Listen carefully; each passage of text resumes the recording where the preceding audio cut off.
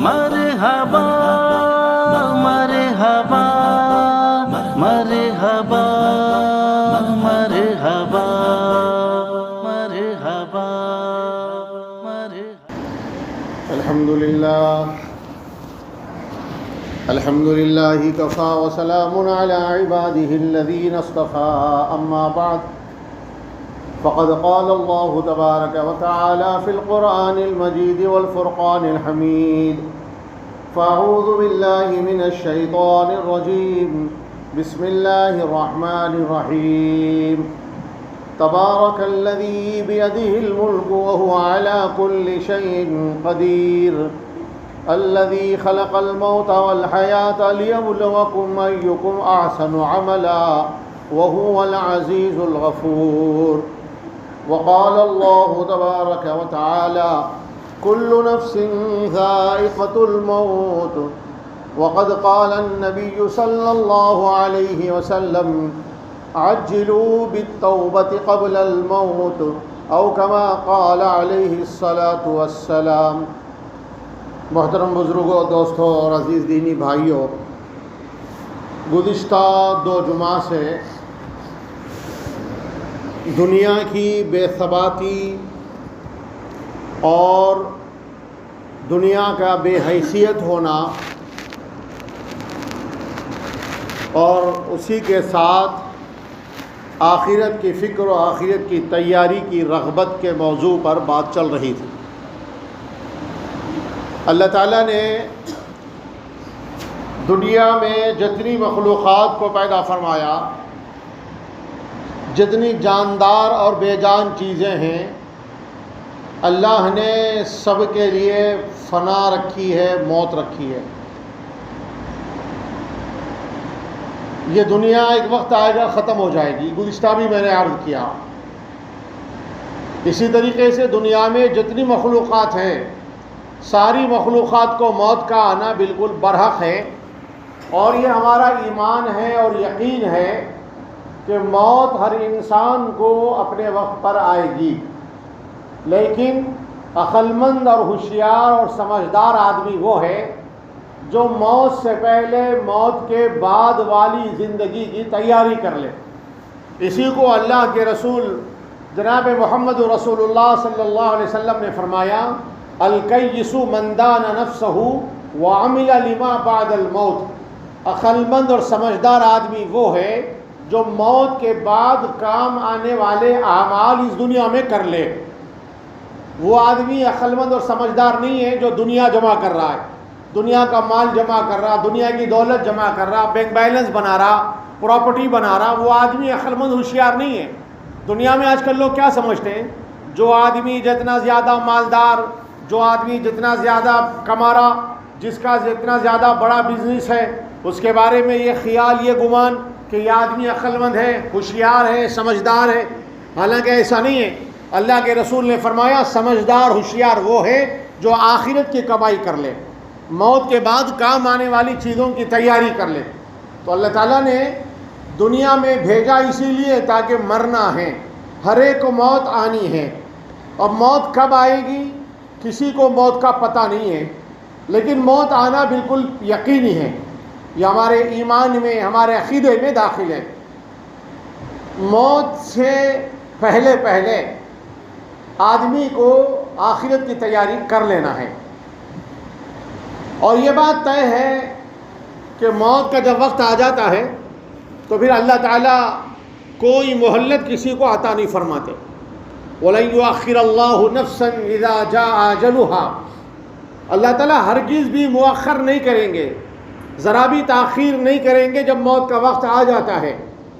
ہر ایک کی موت، کس کی موت کب آئے گی، کیسے آئے گی، کہاں آئے گی، اللہ نے لکھ دیا، اور وہ اسی حالت میں موت آئے گی۔ جیسا حضرت سلیمان علیہ السلام کے زمانے میں ایک واقعہ پیش آیا۔ ایک بندہ حضرت سلیمان علیہ السلام کے سامنے بیٹھا ہوا ہے، اچانک ملک الموت آئے اور آ کر حضرت سلیمان علیہ السلام کی مجلس میں بیٹھ گئے اور اس آدمی کو گھور کے دیکھنے لگے۔ جیسے ہی ملک الموت کی نگاہ اس پر پڑی اور اس کی نگاہ ملک الموت پر پڑی، ملک الموت روح نکالنے والا فرشتہ، موت کا فرشتہ، اس کو ملک الموت کہتے ہیں۔ ملک کے معنی فرشتے کے عربی میں، تو موت کا فرشتے کی نگاہ پڑی اس بندے پر اور اس بندے کی نگاہ اس پر پڑی، اور موت کا فرشتہ انسانی شکل میں آتا، انسانی شکل میں آیا۔ تو جیسے ہی دونوں کی نگاہ ٹکرائی، اس آدمی کے دل میں ایک عجیب قسم کی ہیبت طاری ہوئی۔ اس نے حضرت سلیمان علیہ السلام سے کہا کہ مجھے بڑی گھبراہٹ اور بے چینی ہو رہی، میں نہیں رہ سکتا، میں نہیں بیٹھ سکتا یہاں، لہذا آپ کیا کرتے کریے، مجھے یہاں سے کہیں دور پہنچا دیجئے۔ آپ نے ہوا کو حکم دیا۔ حضرت سلیمان علیہ السلام کو اللہ نے نبوت کے ساتھ حکومت بھی دی تھی، دنیا کی ہر چیز پر آپ کی حکومت چلتی تھی، یہاں تک کہ ہوا اور پانی پر بھی آپ کی حکومت تھی، جنات پر بھی آپ کی حکومت چلتی تھی۔ ہوا آپ کے حکم کی تابع۔ آپ نے ہوا کو حکم دیا کہ اس آدمی کو اڑا کے لے کے جاؤ اور فلانے جگہ پر کسی جنگل یا دریا کے کنارے بتایا، وہاں پر لے جا کر پہنچا دو، چھوڑ کے آ جاؤ۔ ہوا اس آدمی کو اڑا کے لے کے چلی گئی اور پہنچا دیا۔ جیسے وہ آدمی اٹھ کے گیا، ہوا لے کر گئی، ملک الموت بھی وہاں سے واپس چلے گئے۔ پھر تھوڑی دیر کے بعد آئے، اگر حضرت سلیمان علیہ السلام کی مجلس میں بیٹھ گئے۔ حضرت سلیمان علیہ السلام نے پوچھا ملک الموت سے، کیا بات ہے، تم اس آدمی کو اتنا گھور کے دیکھے، ایسا غور سے دیکھے کہ وہ آدمی گھبرا گیا، پریشان ہو گیا، پھر میں نے ہوا کے ذریعے اس آدمی کو فلاں جگہ پر پہنچا دیا، اور اس کے بعد پھر آپ بھی چلے گئے، پھر پلٹ کے آئے، آخر ماجرا کیا ہے، قصہ کیا ہے؟ تو ملک الموت نے کہا کہ میں یہ دیکھ کر حیران تھا کہ اب سے چند سیکنڈ کے بعد اس بندے کی موت واقع ہونے والی ہے، اس کو مرنا ہے، اور اس کی موت بھی فلانے ملک میں لکھی ہوئی ہے، یہاں نہیں ہے، آپ کی مجلس میں، آپ کی موجودگی میں، آپ کے ملک میں، آپ کے شہر میں یا آپ کے دربار میں موت نہیں آنی اس کی موت تو فلاں ملک میں فلاں ندی کے کنارے پر اس کی موت واقع ہونی ہے، اور مجھے حکم دیا گیا اس بندے کی روح فلاں جگہ پہ نکالنا۔ میں حیران اور پریشان تھا کہ چند سیکنڈ، چند لمحے باقی بچے ہوئے ہیں، اور یہ بندہ یہاں بیٹھا ہوا، یہاں سے وہاں کیسے جائے گا؟ اور آج تک کبھی ایسا نہیں ہوا کہ اللہ تعالیٰ نے جس بندے کی روح نکالنے کے لیے وقت اور جگہ متعین کر کے مجھے دے دیا ہو، اس کے اندر ذرا برابر تاخیر نہیں ہوئی، ذرا برابر جگہ بدلی نہیں، ذرا برابر کمی کوتاہی ہوئی نہیں۔ آج کیسے ہوگا، میں تعجب میں تھا، یہ بندہ یہاں بیٹھا ہے اور مجھے چند لمحوں کے بعد اس کی روح تو فلانے ملک میں فلانی بستی میں نکالنا ہے، اس لیے حیران تھا۔ لیکن اللہ نے جو طے کر کے رکھا ہے اس کے اندر برابر ذرہ برابر بھی رائی کے برابر، رتی کے برابر کمی بیشی نہیں ہونے والی۔ میں اس جگہ پر پہنچ گیا جس جگہ پہ اس کی روح نکلنی تھی، وہاں پر پہنچ کر دیکھا تو یہ بندہ وہاں موجود تھا، میں اس کی روح نکال کے پھر واپس آیا ہوں۔ اللہ نے ہر ایک کا وقت متعین لکھ دیا، جگہ بھی لکھ دی، اور کیسی حالت میں مرے گا وہ بھی لکھ دیا اللہ تعالیٰ نے۔ لیکن ساتھ میں بندوں کو بھی اختیار دیا، اور اللہ کے رسول کے ذریعے سے بندوں کو یہ سمجھایا کہ دیکھو تم جیسی زندگی گزارو گے ویسی موت آئے گی، ایمان والی زندگی گزاریں گے ایمان پر موت آئے گی، اعمال پر زندگی گزاریں گے اعمال کرتے ہوئے موت آئے گی، نمازی ہوگا تو نماز کی حالت میں موت آئے گی۔ کتنی پیاری موت ہوگی، کتنی قابل رشک موت ہوگی وہ جو کسی کو رکوع کی حالت میں آئے، کسی کو سجدے کی حالت میں آئے، کسی کو تہجد پڑھتے ہوئے آئے، کسی کو قرآن کی تلاوت کرتے ہوئے آئے، کسی کو اللہ کا ذکر کرتے ہوئے آئے، کسی کو بیت اللہ کا طواف کرتے ہوئے آئے، کسی کو حج کے دوران آئے، کسی کو رمضان کے مہینے میں روزے کی حالت میں آئے، کسی کو اور کسی نیک عمل کے کرتے ہوئے موت آئے۔ کتنی اچھی موت ہوگی وہ! تو جیسا جیو گے ویسا مرو گے، جیسی زندگی گزاریں گے ویسی موت آئے گی۔ اور موت جب آتی ہے تو موت کے وقت بڑا عجیب و غریب ہوتا ہے، جس کو نزع کی حالت کہتے ہیں، جس کو سکرات کہتے ہیں۔ رسول کریم صلی اللہ علیہ وسلم نے دعا مانگا کرتے تھے آپ، اور دعا سکھائی امت کو، اللہم وقنا عذاب سکرات الموت، اے اللہ موت کے وقت کی تکلیف سے، اس کے وقت کے عذاب سے ہماری تو حفاظت فرما۔ اللہ وقنا سکرات الموت، اللہ موت کے وقت جو تکلیف ہوتی، سکرات کا عالم ہوتا، اس تکلیف سے تو ہماری حفاظت فرما۔ موت کے وقت کیا تکلیف ہوتی کوئی بندہ بیان کر ہی نہیں سکتا، اس لیے کہ جس پر گزرتی ہے وہی جانتا ہے، اور ظاہر بات ہے جس پر گزری وہ بتا نہیں سکتا، وہ واپس پلٹ کے آ نہیں سکتا۔ لیکن بعض بزرگوں نے حضرات انبیاء کرام علیہ السلام کے واقعات لکھے ہیں، اور کچھ بزرگوں کے احوال لکھے ہیں، جیسے حضرت ابراہیم علیہ السلام کے واقعہ ہیں۔ ابراہیم علیہ السلام نے ایک دفعہ ملک الموت سے پوچھا، آپ لوگوں کی روح کیسے نکالتے ہیں؟ پھر پوچھا کہ نیک لوگوں کی روح کیسے نکالتے ہیں اور برے لوگوں کی روح کیسے نکالتے ہیں؟ تو حضرت ملک الموت نے کہا حضرت ابراہیم سے، آپ نہیں دیکھ سکتے؟ کہا کہ نہیں میں دیکھوں گا۔ کہا کہ ذرا چہرہ پھیر لیجئے۔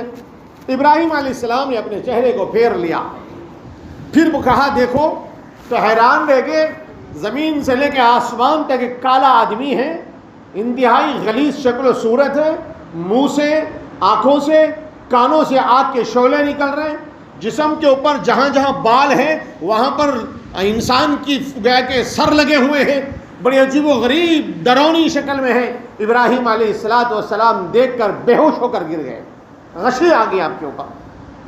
جب ہوش آیا تو فرمایا کہ ہائے، موت کی تکلیف تو بعد میں، موت کی تکلیف تو روح کے نکلنے وقت کی تکلیف تو بعد کی ہے، لیکن تمہاری شکل کو دیکھے گا کوئی کافر، کوئی بے ایمان، کوئی بے عمل آدمی، تو اس سے بڑھ کر عذاب کوئی ہو ہی نہیں سکتا۔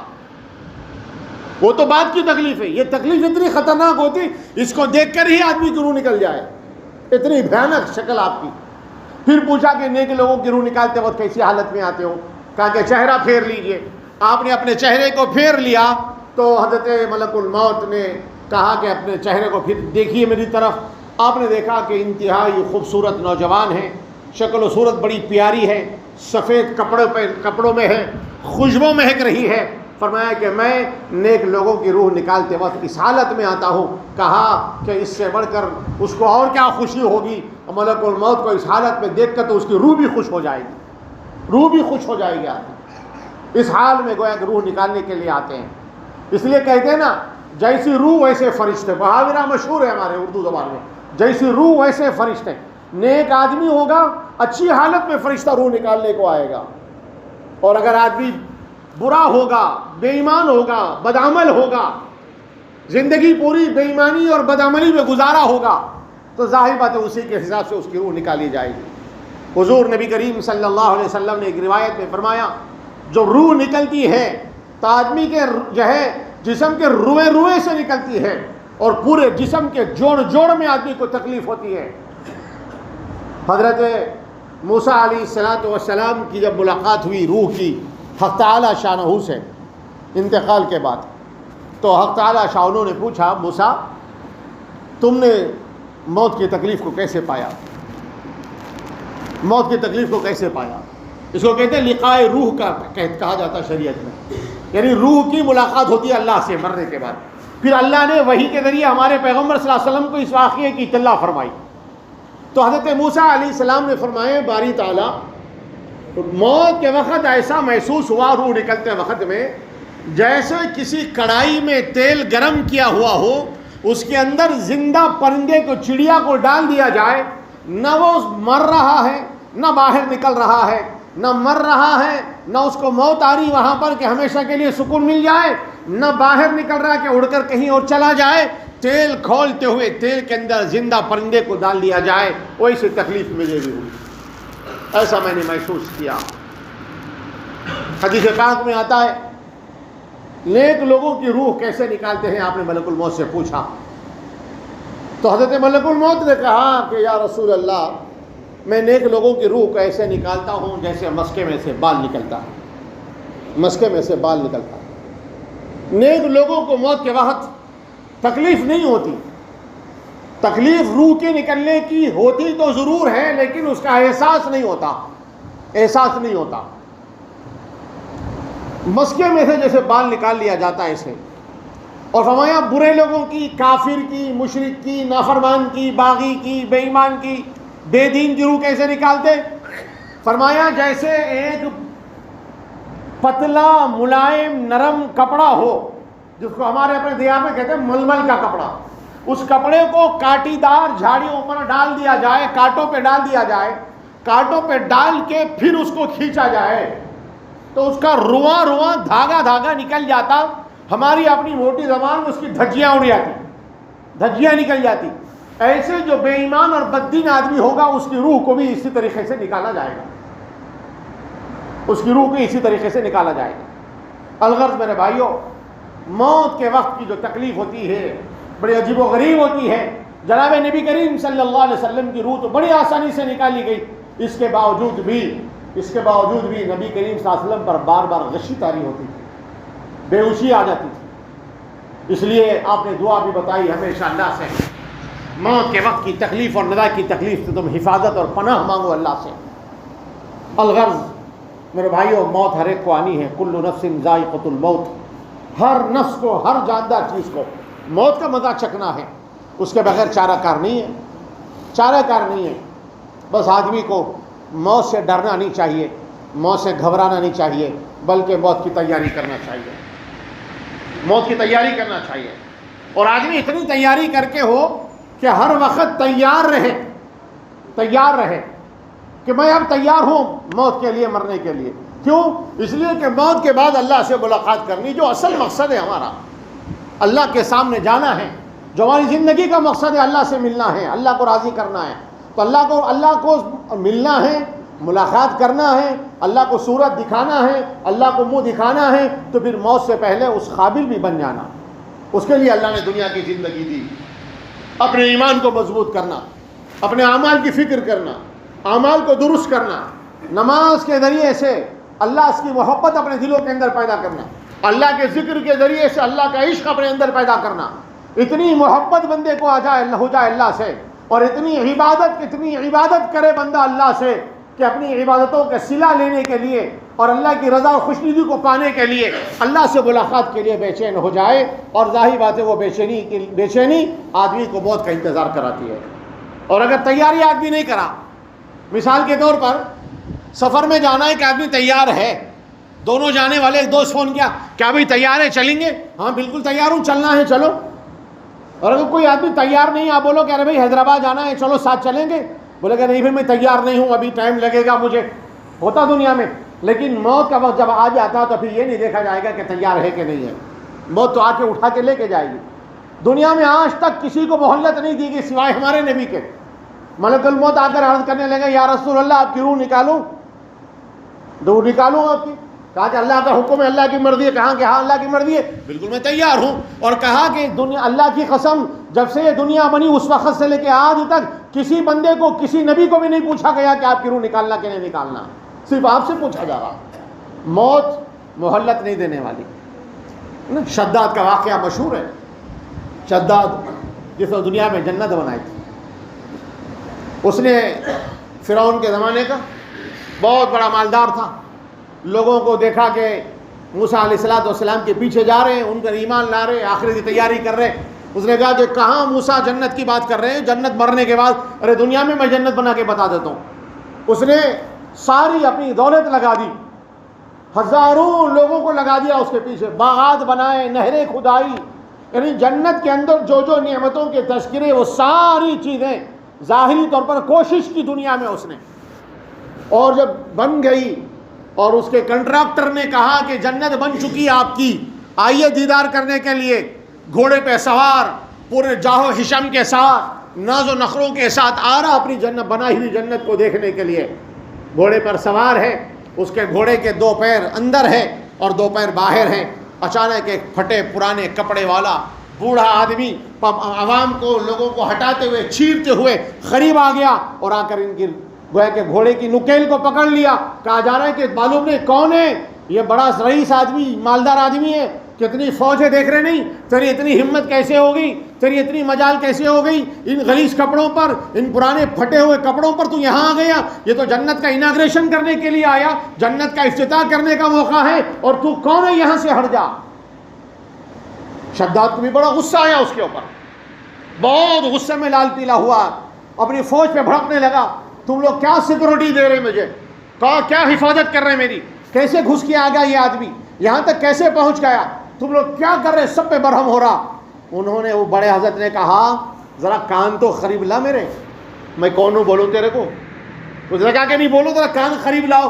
جیسے کان قریب لائے، شداد لایا، اس نے کہا کہ میں ملک الموت ہوں۔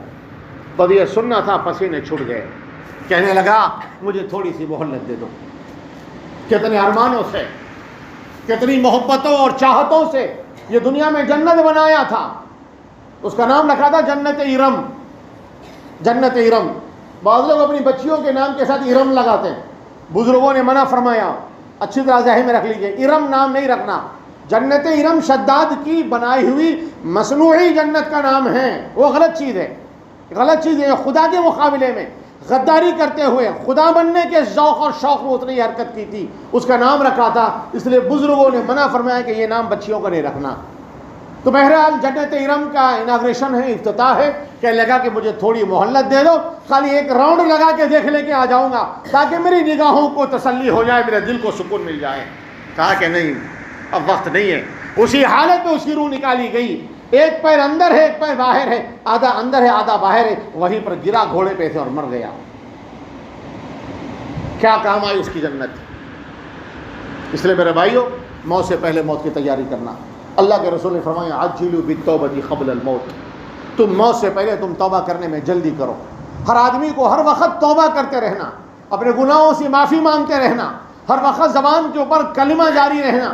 بزرگوں نے فرمایا ہر مسلمان کو باوضو رہنا چاہیے ہمیشہ، اور زبان پر اللہ کا ذکر ہونا چاہیے، اور جو وقت بھی ہمیں مل جائے اس وقت کو اللہ کی عبادت میں مشغول رکھنا چاہیے، تاکہ ہماری موت آئے تو وضو کی حالت میں آئے، ہماری موت آئے تو ذکر کی حالت میں آئے، ہماری موت آئے تو کلمہ پڑھتے ہوئے آئے، ہماری موت آئے تو قرآن کی تلاوت کرتے ہوئے آئے، ہماری موت آئے تو کسی کی خدمت کرتے ہوئے آئے، ہماری موت آئے تو رکوع اور سجدے میں آئے، ہماری موت آئے تو نماز اور روزے میں آئے۔ ایسی تیاری کر کے بندے کو رہنا ہے۔ اسی کے لیے اللہ نے دنیا میں مجھے اور آپ کو بھیجا۔